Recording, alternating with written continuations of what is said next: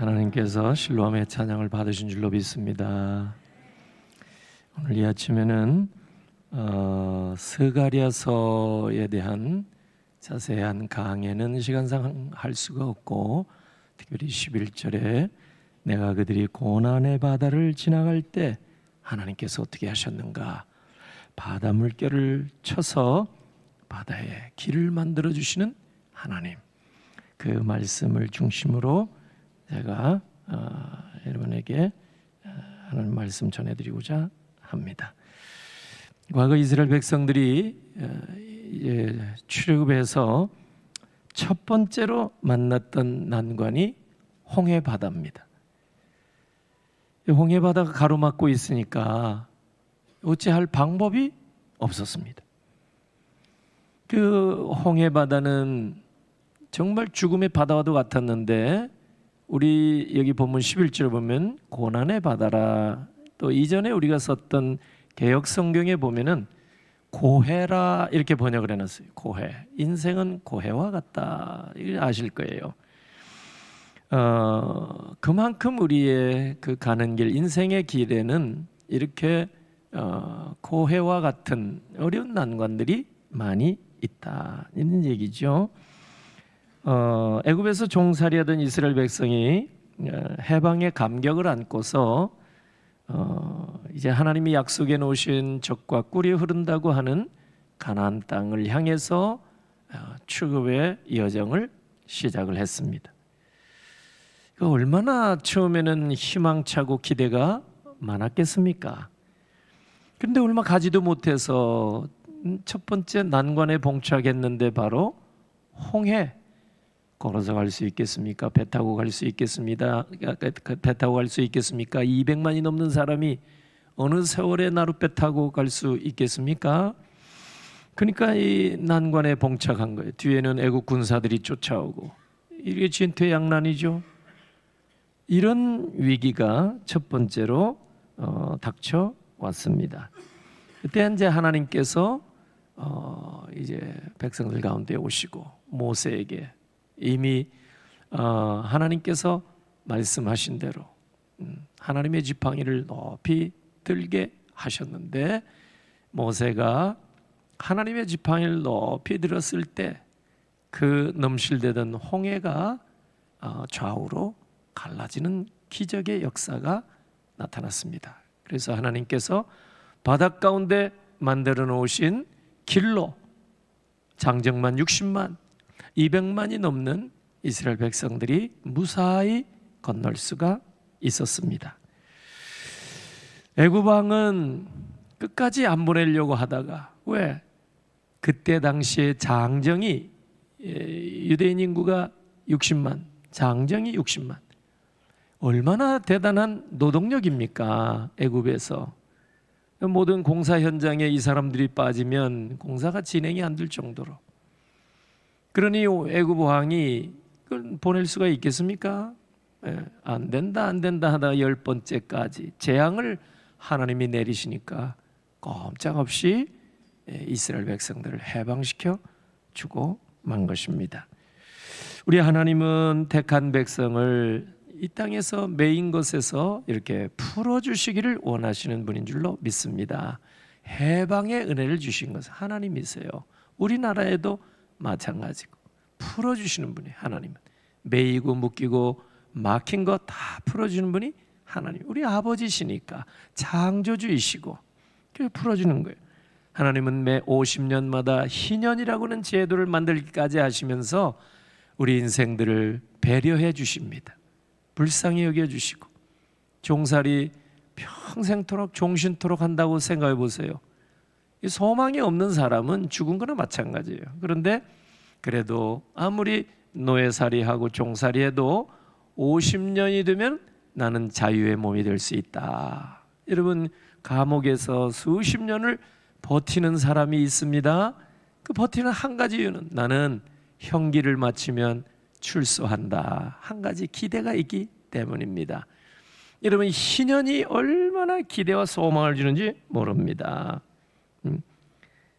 근데 여전히 세상은 이리저리 매이고 묶이고 지금도 마찬가지입니다.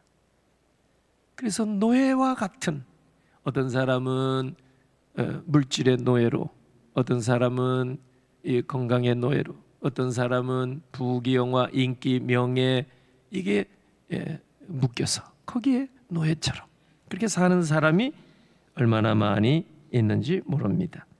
하나님을 믿지 않는 많은 사람들은 세상의 두려움과 공포에 사로잡혀 삽니다. 그래서 벗어나려고 하나님을 만나야 되는데 하나님을 모르니까, 믿지 않으니까 미신에 의지하고 주술에 의지하고 역술의 도움을 받으려고 하는 거 아니겠습니까? 이스라엘 백성,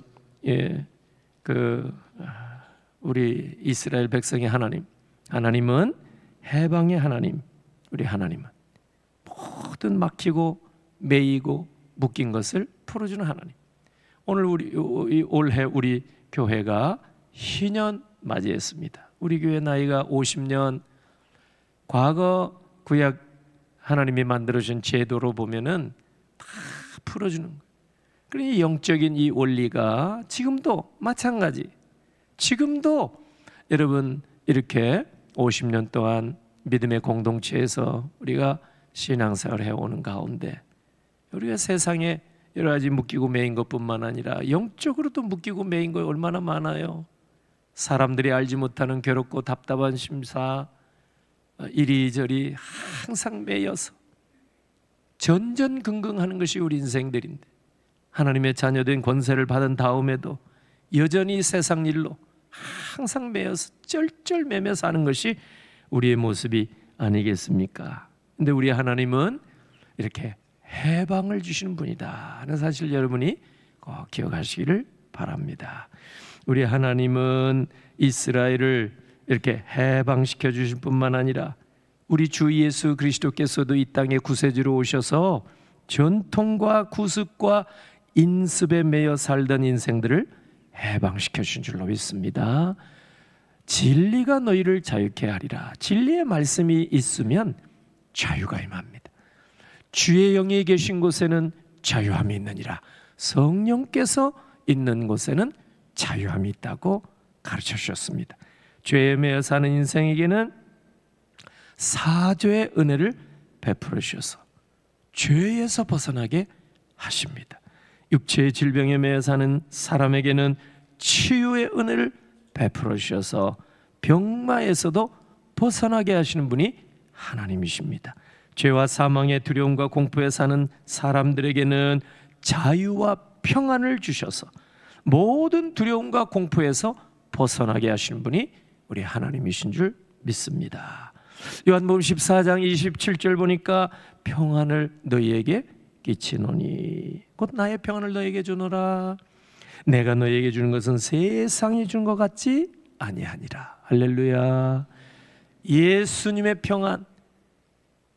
정치하는 사람들이 서로 약속하는 평안 얼마나 가겠습니까? 예수님의 평안.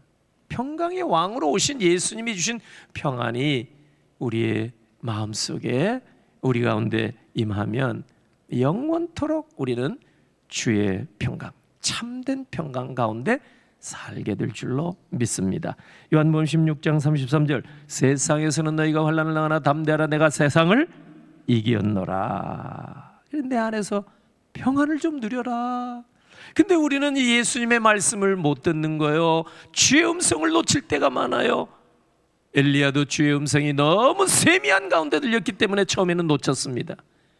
큰 소리만 나야 주의 음성이 아닙니다. 우리의 마음속에 조용히 말씀할 때가 있단 말이에요.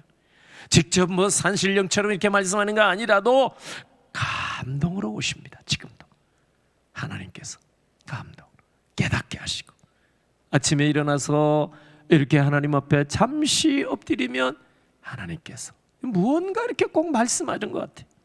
예, 하나님 엎드리면 오늘 이 아침에도 하나님께서 이 예배 한 시간을 통해서 여러분을 만나 주실 뿐만 아니라 말씀하셔서 주의 음성을 듣는 복된 시간 되시기를 주의 이름으로 축원합니다. 예수님이 십자가 달려 돌아가신 후에 제자들이 유대인에게 체포당해서 이제 감옥에 갇힐까 두려워가지고 문을 걸어 잠고 안으로 갇혀 있을 때 부활의 주님이 그 떨며 있던 제자들의 공동체에 찾아오셔서 내가 너희에게 평강 주노라. 너희에게 평강이 있을지어다. 요한복음 20장 19절. 너희에게 평강이 있을지어다. 예수님이 그렇게 위로해 주셨습니다.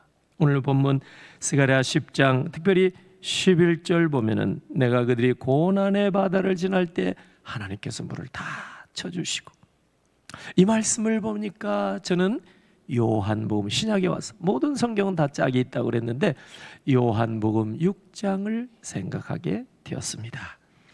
요한복음 6장에 보면은 예수님이 갈릴리 벳세다 들판에서 예수님의 말씀을 듣고자 따라온 장정만 5,000명, 수만 명의 사람이 운집했을 때 저녁이 되어 그들이 시장한지라. 그들이 어떻게 식사 제공할 수 있겠습니까? 수만 명을 예수님께서 보리떡, 보리떡인지는 모르지만 우리는 그렇게 얘기를 그냥 하는 거지요. 유대인의 떡은 그냥 빵 같은 거지요. 실상은 거기다 고기도 싸서 먹기도 하고 야채도 싸서 먹을 수도 있는 것인데, 이 떡 5개, 5덩어리, 그리고 물고기 생선 2마리, 오병이어, 이걸로 우리 주님이 축사하시니까 떼어서 먹으면 또 생기고 또 생기고 해서 거기에 장정만 5,000명, 수만 명이 먹고도 12광주리가 남았다고 했습니다.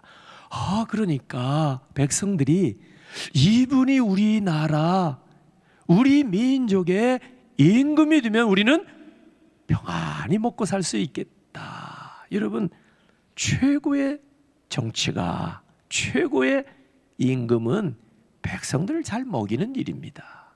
그러니까 그때의 백성들이 벳세다 들판에서 예수님이 오병이어 기적을 행하는 걸 보고 이분이야말로 우리의 임금으로 세워야 되겠다 해가지고 사람들이 예수님을 붙잡아 가려고 모시려고, 예수님께서 그들을 뿌리치고 산으로, 북쪽에, 벳세다에서 북쪽에 산으로 들어가셔서 기도하셨습니다.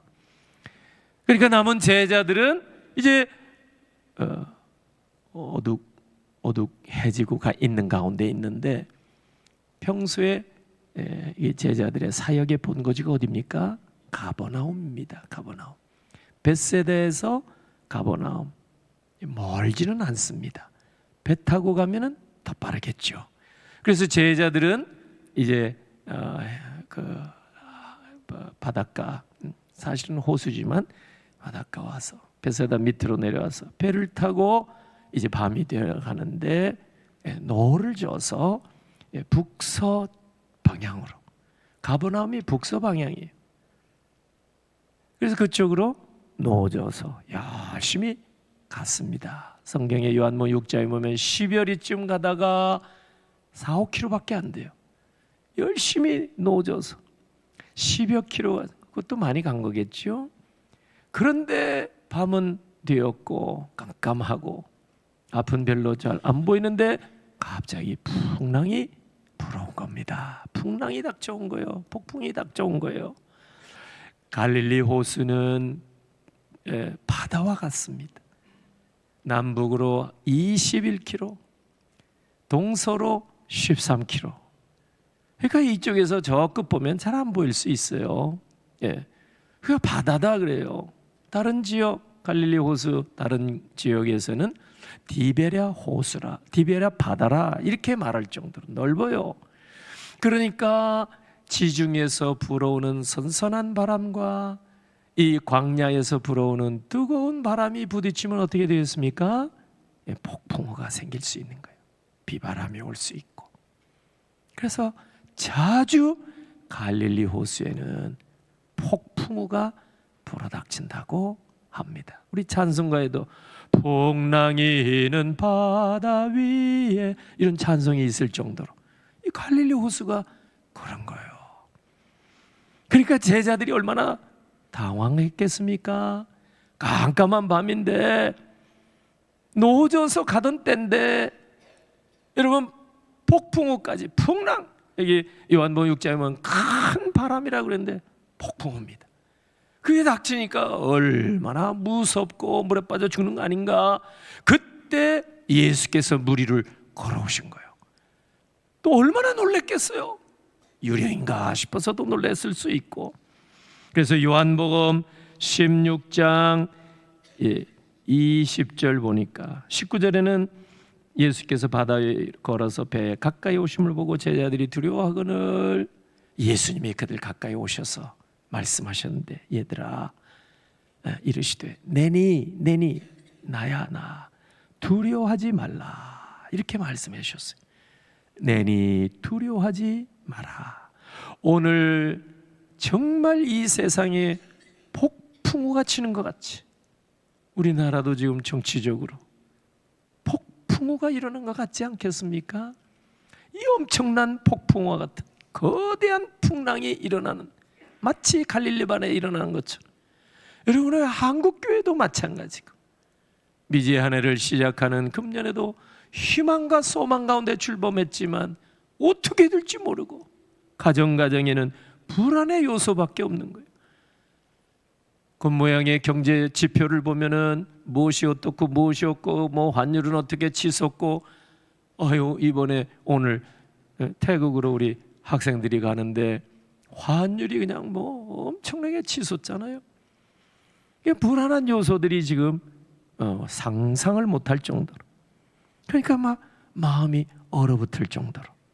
여러분 2000년 전에 갈릴리 호수에서 큰 바람이 일어나서 풍랑을 만나니까 제자들이 두려움과 공포에 사로잡히게 된 거예요. 그때 예수님께서 제자들 가운데 찾아오셔서 말씀하시기를 내니 두려워하지 말아라. 예수님은 과거에 모세가 하나님 이름 좀 가르쳐 주세요, 하나님이 나를 애굽 왕궁으로 가라가시는데 보내시는 하나님이 누구신지 이름 좀 알려주세요. 그랬더니 하나님께서 나는 스스로 있는 자니라. 창세기 출애굽기 3장 14절에 그렇게 말씀하셨죠. 나는 스스로 있는 자니라.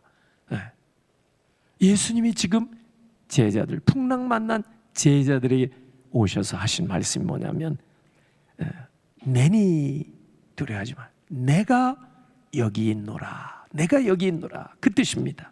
그러니 너희는 두려워하지 말아라. 그러고 보니까 예수님의 제자들에게 엄습한 두려움과 공포는 예수님의 부재로 온 것이었습니다. 여러분 심리학에서 불안이 어떻게 오는가? 불안의 종류가 4가지 있는데 그중 첫 번째가 분리불안이라고 합니다. 분리불안. 어린애기가 잘 놀다가 엄마가 갑자기 안 보이면 울어제낍니다. 왜? 엄마가 없다는 거예요. 분리에서 오는 불안이 가장 먼저 오는 거예요.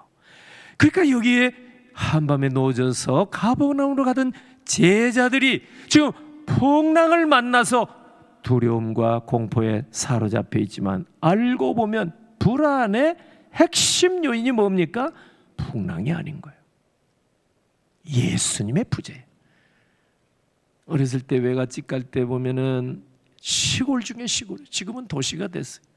외갓집 가본 지가 뭐 몇십 년 된 것 같은데 갈 일도 없어가지고 어렸을 때 어머님 손잡고 이렇게 몇 번 간 적이 있어요. 진짜 뭐 여우 소리 나고 외갓집에 가면 무시무시해요. 그것도 뭐 한 20리 걸어가야 되는데 가다 보면은 이제 저녁 이제 밤이 되고 그 소나무 위에 막 이렇게 막 불빛이 보이고 저 도깨비 불이다 뭐 그래 얼마나 어린 마음에 무서워요. 또 가다 보면 무시 막 이렇게 벌럭벌럭 하는데 유령인가 해가지고 이게 막 날와서 덮어씌울 것 같고 그래 어린 마음에 얼마나 놀래요.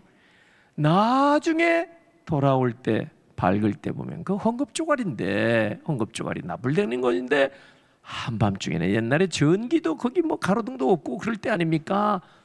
날이 여러분 칠흑같이 어두운 밤에는 그 헝겊조각이 나불거리는 것 같도 그 우리는 옛날에 전설 따라 삼천리 그냥 라디오 드라마 이런 거 많이 듣고 막 이렇게 해가지고 그런가 해가지고 상상해가지고 막 두려운 거예요. 여러분 아침에 보면 그게 뭐예요?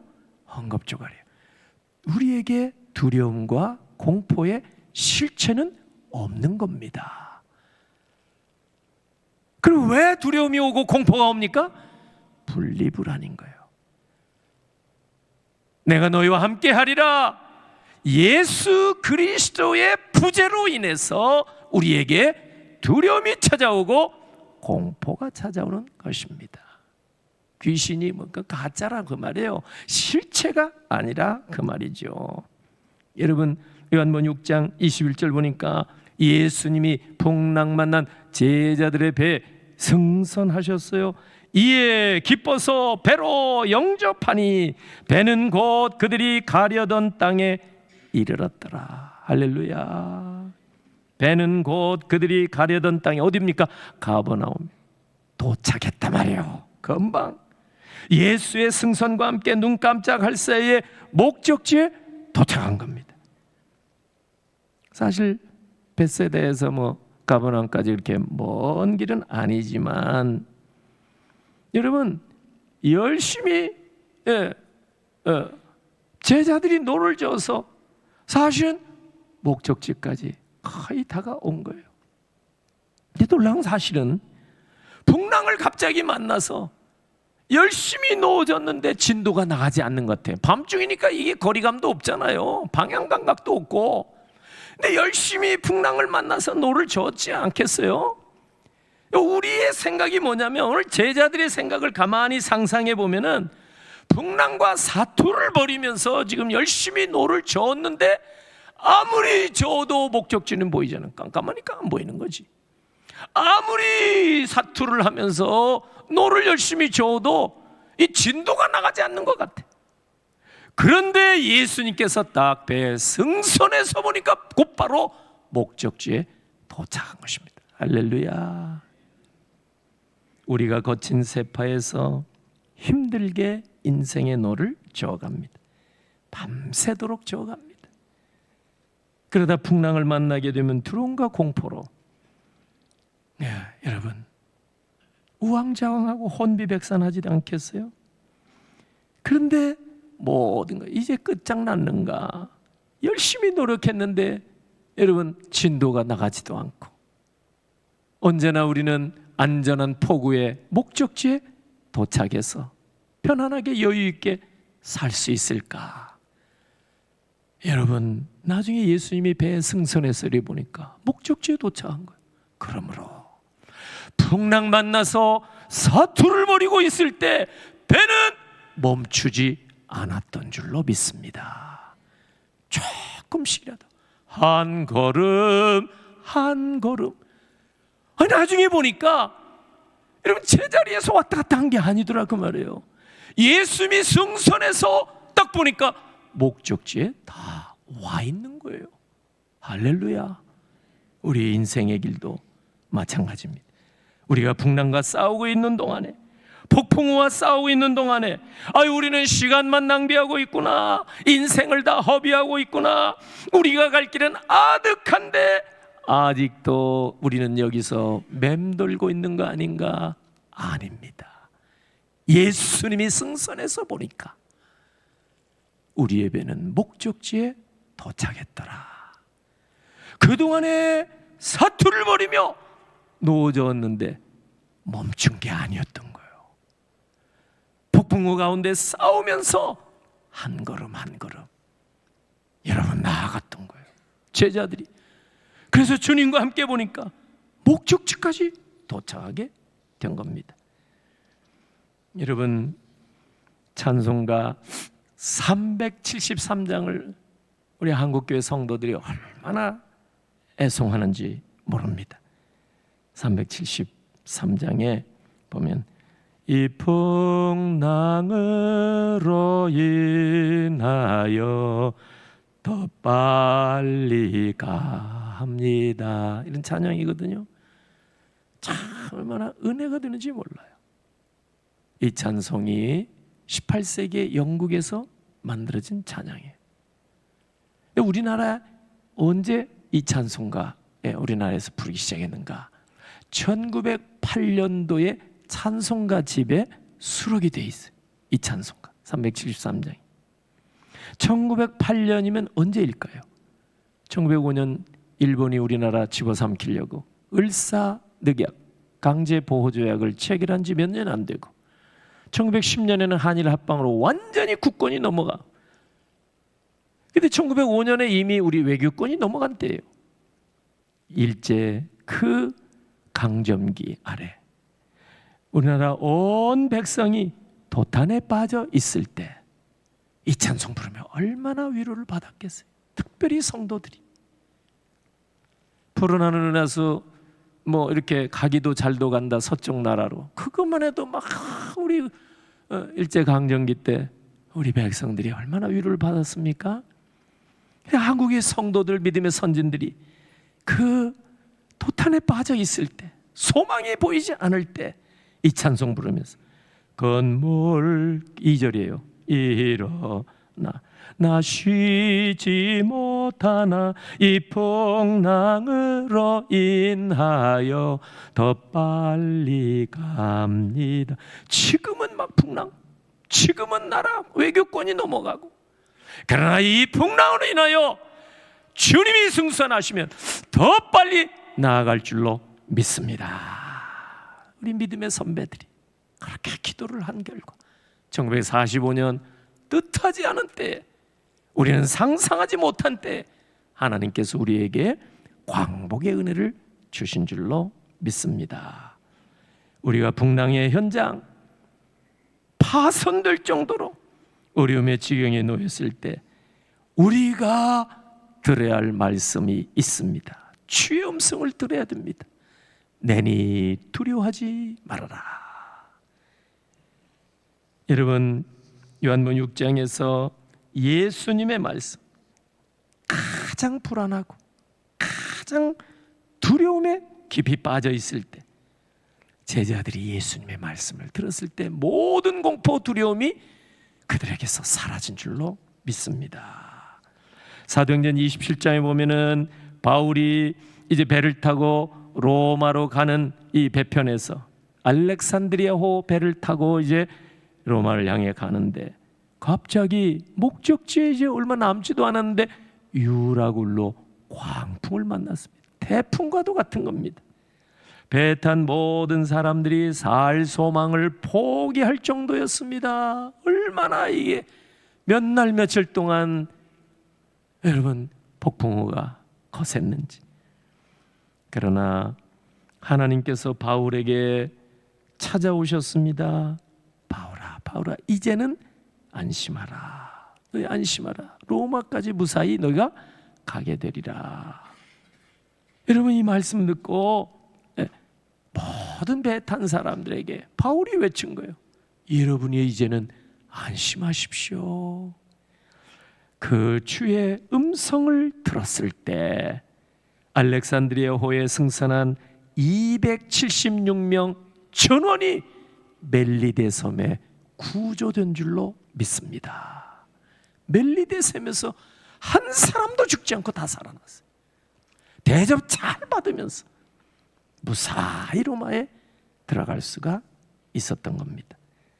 우리가 들어야 할 음성, 내니 두려워하지 말아라. 지금 우리나라가 고난의 바다를 지나가는 것처럼 마치 파선 직전에 있는 것 같이 보입니다. 한국교회가 이제는 수가 줄고 뭐 재정이 줄고 파선할 것 같지 않은가?